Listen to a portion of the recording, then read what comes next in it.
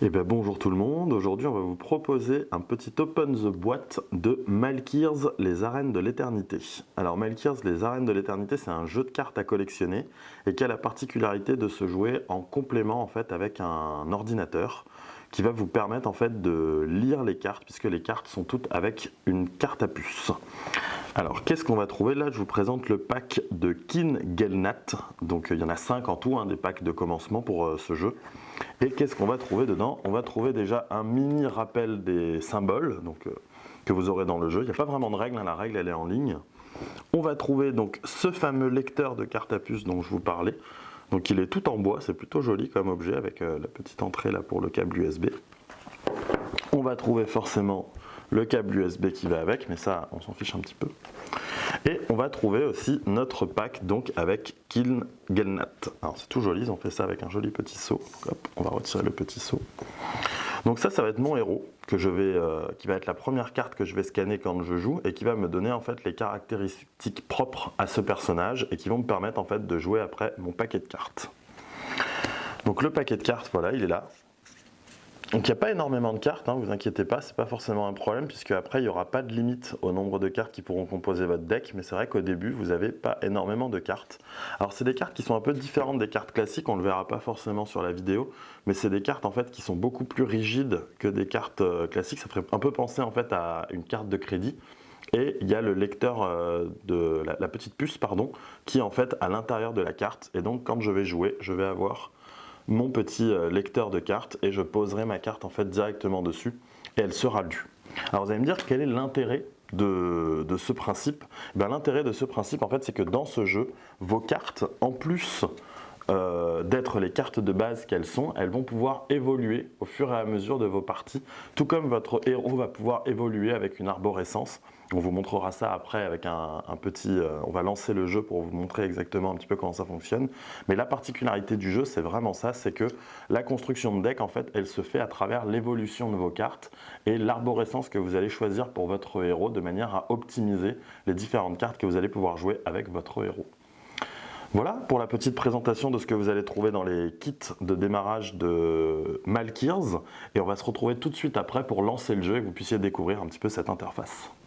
Alors donc on est de retour pour la présentation de Malkirs et cette fois-ci donc on se retrouve, on va lancer le jeu directement. Donc allez, c'est parti. Donc on va laisser la petite présentation parce qu'on ne la connaît pas, donc nous aussi on la découvre.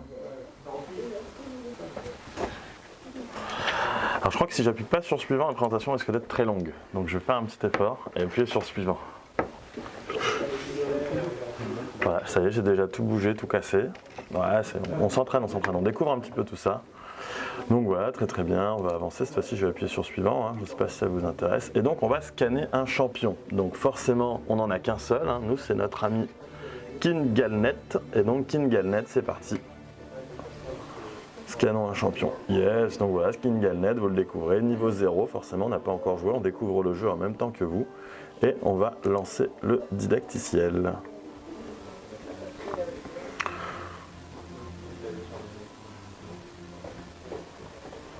Alors, un préal, j'en déduis que ça doit pas être très très fort. Enfin, j'espère qu'on va pas perdre dès le didacticiel, sinon j'aurai un petit peu la honte, je suis pas sûr qu'on diffuse la vidéo. C'est bon, je suis prêt. Ouais, c'est ça, une petite créature commune, bon, elle est agressive quand même, elle est agressive, donc on va essayer de ne pas se laisser faire. Et bim, direct coup de patte quoi. Bon, coup de patte, très bien. Chaque carte que vous jouez ne se résout qu'au tour suivant. Donc voilà, c'est ce que je vous expliquais, c'est la particularité, c'est que là, il va jouer une carte, et donc nous, on va pouvoir jouer une autre carte, entre guillemets, en réponse à la carte qui nous est opposée. Ne vous laissez pas faire, jouer la carte lutte. Alors, on va chercher la carte lutte, elle est là. Et donc là, maintenant, j'enlève mon Kin Gelnat, j'en ai plus besoin, et je vais poser ma petite carte lutte.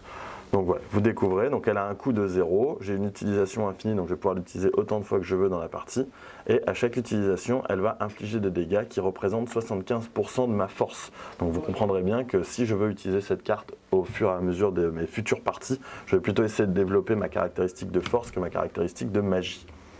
Donc voilà, donc on a joué la carte, on est très content.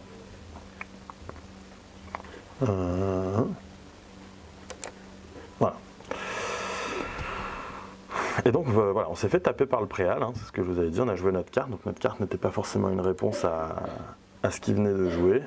Et forcément, si notre santé tombe à 0, on perd la partie. Vous remarquerez qu'on commence avec 675 de vie après s'être fait taper. L'autre n'en a que 400, donc apparemment on est déjà plus fort que lui. En même temps, on l'a dit, un préal, c'est un peu nul. Ok. Donc lui, il nous refout un coup de patte, hein, c'est la suite. Et cette fois-ci, notre carte lutte a pu taper. Voilà. Donc en fonction des caractéristiques. Donc les caractéristiques de force, vous les retrouvez ici. Donc voilà, la caractéristique de force, elle est de 40. Donc 75% de 40, je vous laisse faire le calcul. Ça fait 30. Je suis très doué en maths. Alors, une fois que vous verrez votre carte lutte, vous infligerez des dégâts relatifs à votre force. Cliquez sur la carte pour en savoir plus. Voilà. C'est ce que je vous ai expliqué juste avant. On est un petit peu en avance sur le tuto. Voilà. Alors, sur les cartes, on retrouve facilement grâce aux couleurs. Orange pour la force, vert pour l'intelligence, bleu pour la résistance. Et je vous conseille de jouer une carte défensive. Ce sont des cartes qui possèdent le symbole bouclier. Alors, on va chercher une carte avec le symbole un petit peu bouclier, comme ça. Et je crois que j'ai égide magnétisme ou alors fibre de genèse. On va jouer fibre de genèse. Ok. Donc fibre de genèse qui a l'air d'avoir une... Alors là, vous voyez que c'est une carte qui va changer. Alors, elle ne change pas, mais techniquement, on pourrait imaginer des cartes qui pourraient changer en première utilisation, deuxième utilisation et troisième utilisation. Donc là, on va la jouer pour la première fois. Ah, fibre de genèse, c'est une bonne défense. Apparemment, je suis un bon joueur de cartes. C'est ce qu'on me dit. Et ça a absorbé une partie des dégâts infligés, donc on est très content. On joue très très bien. Alors, on va découvrir les points d'action. Les points d'action, c'est ce que vous découvrez en fait juste là-haut. C'est les petits points qu'il y a autour du chiffre là, sachant que le chiffre vous indique le nombre de fois où vous pouvez jouer cette carte. Et donc, les points d'action, on en gagne au début de chacun des tours. Donc, ça va se retrouver ici, les points d'action. Et c'est ce qui va vous permettre en fait de jouer des cartes plus puissantes au fur et à mesure que la partie va avancer. Donc, voilà. On voit aussi que le préal, il devient plus fort. Hein. Donc, après m'avoir mis des coups de patte, maintenant, il part se cacher derrière un caillou.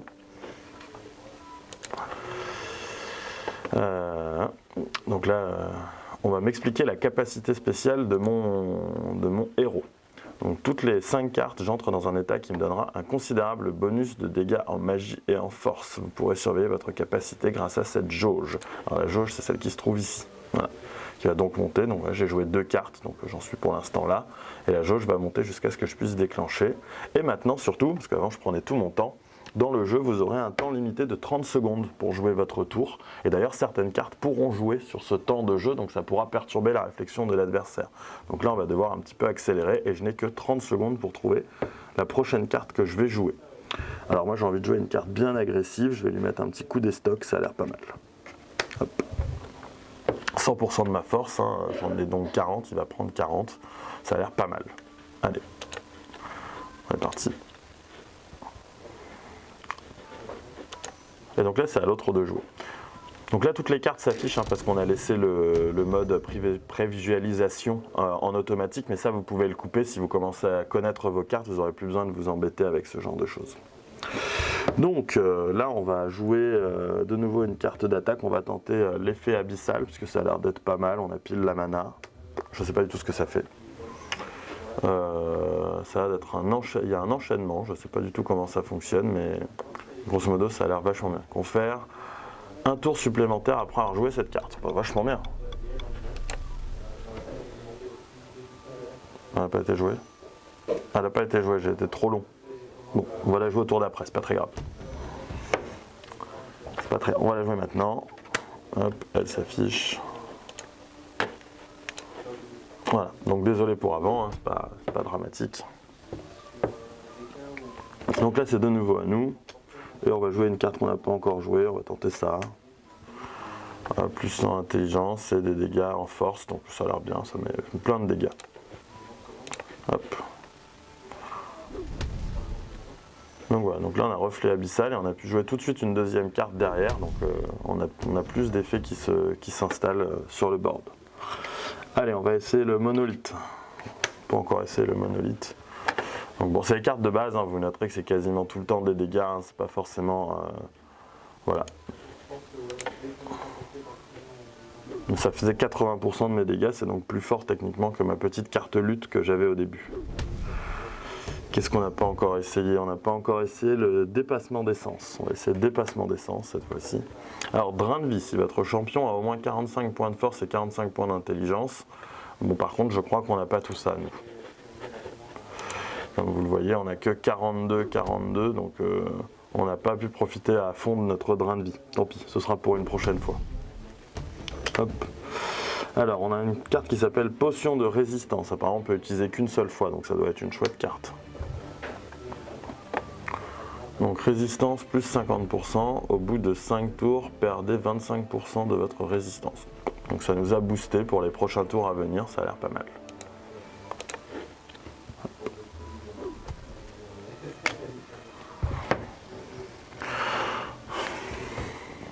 Voilà. Donc là, maintenant, on va tricher.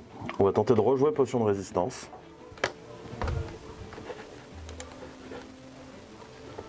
On peut rejouer Potion de résistance. Et donc non, on ne peut pas la rejouer. Donc vous voyez, c'est bien fait, on ne peut pas tricher dans le jeu. Donc je vais vite trouver une autre carte.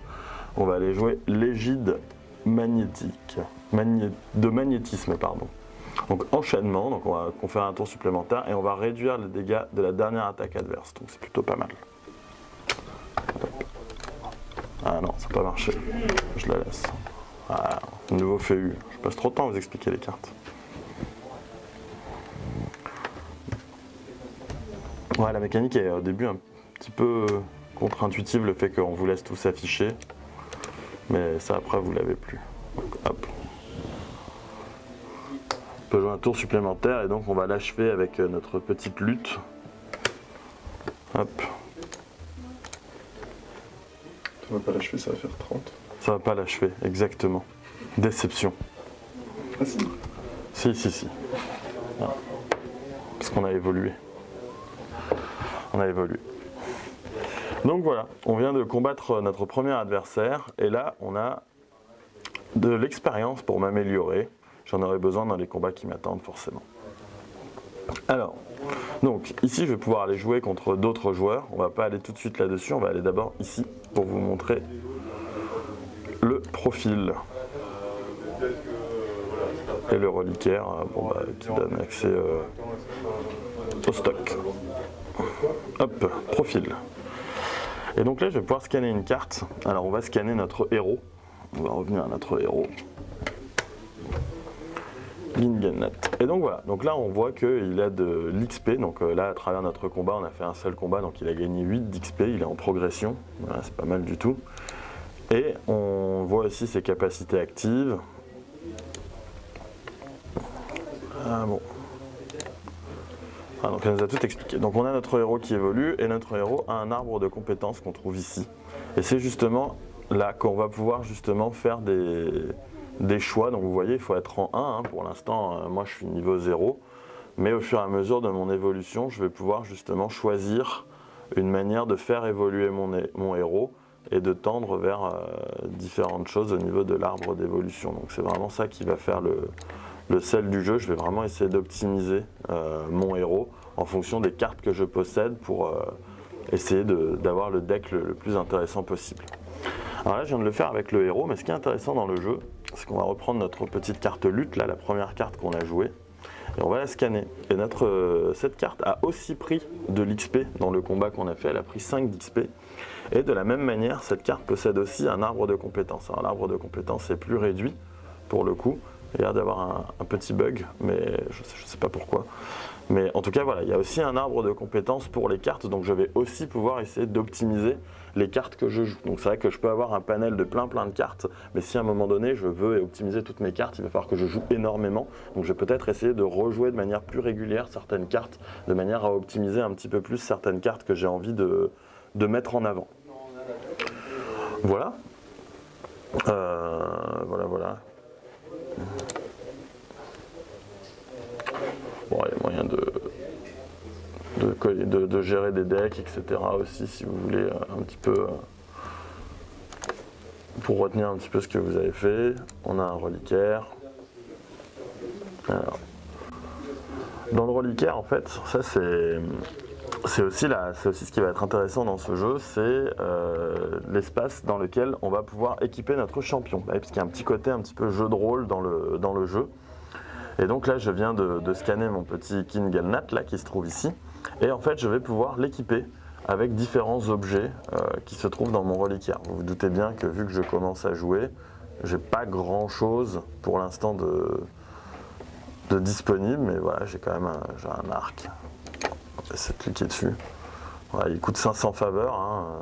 Je pense que des faveurs, si on imagine que c'est la monnaie ici, j'en ai une, hein. Donc je ne suis pas prêt d'acheter encore cet arc. Mais voilà, il y a cet arc, il y a moyen d'acheter une petite lame qui donne plus 7 en force, donc voilà, il y a différentes choses comme ça. Là on va aller sur les reliques rares, hein. Donc vous voyez très bien qu'elles vont coûter encore plus cher. Voilà, mais c'est des choses que je vais pouvoir gagner en fait au fur et à mesure de mon évolution dans le jeu et qui vont me permettre en fait de faire évoluer mon héros. Donc vous voyez, il a 4 slots. Non, pardon, avec la souris c'est mieux. Il a 4 slots et ces slots seront débloqués au fur et à mesure de mon évolution pour pouvoir l'équiper. Donc ça c'est aussi un des trucs, bien sûr, pour les gens qui aiment les collections, on peut aller jusqu'aux objets légendaires. Voilà, ça coûte quelques faveurs, hein, on y est presque. Bientôt on pourra se les acheter. Donc voilà, ça c'était pour la partie équipement, donc la partie évolution de votre personnage, la partie équipement. Et ensuite on a la partie donc jeu. Donc on peut jouer donc en local. Le local en fait c'est parce qu'en utilisant juste cette borne, on scannera tous les deux notre héros et avec un seul écran je peux me faire un duel avec un copain, il n'y a pas de problème, j'ai pas besoin d'être forcément en ligne. On va avoir les duels en ligne, donc là on lancera une partie, on va affronter un joueur qui nous sera opposé sans qu'on le connaisse. Et il y a aussi une partie tournoi, parce que le jeu va proposer entre guillemets des espaces de tournoi. Donc là par exemple il y aura un salon vendredi à 20h, voilà, c'est intéressant. Donc on peut... Pour l'instant, il n'y en a pas énormément, hein, savoir si ça va se développer, etc. On essaiera peut-être de développer un espace tournoi Philibert aussi. On nous a proposé de le faire, donc je pense qu'on vous proposera un premier tournoi Philibert à l'occasion. Voilà. Et bien sûr, on peut continuer ou refaire le didacticiel, mais ça, je pense que ça va aller. Donc, est-ce qu'on essaye une petite partie ou on s'arrête là? On peut s'arrêter là, on a tout présenté. Ouais. Voilà, donc si vous avez des questions, vous n'hésiterez pas à nous les poser, on répondra dans les commentaires de la vidéo. Merci, au revoir.